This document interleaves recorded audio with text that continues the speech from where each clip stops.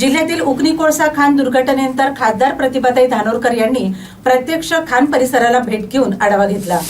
जिल्ह्यातील उकनी कोळसा खाण दुर्घटनेनंतर खासदार प्रतिभाताई धानोरकर यांनी प्रत्यक्ष खाण परिसराला भेट देत परिस्थितीचा आढावा घेतलाय।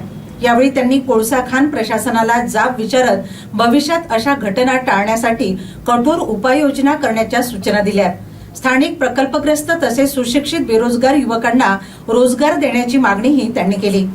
उकनी व पिंपळगाव गावाचे पुनर्वसन तातडीने पूर्ण करून उर्वरित जमीन संपादित करावी व स्थानिकांच्या मुलांना नोकरीत प्राधान्य द्यावे, अशी ठाम भूमिका खासदार धानोरकर यांनी मांडली। दरम्यान दुर्घटनेत जखमी झालेल्या खाण कामगाराची भेट घेऊन त्यांच्या प्रकृतीचीही विचारपूस करण्यात आली।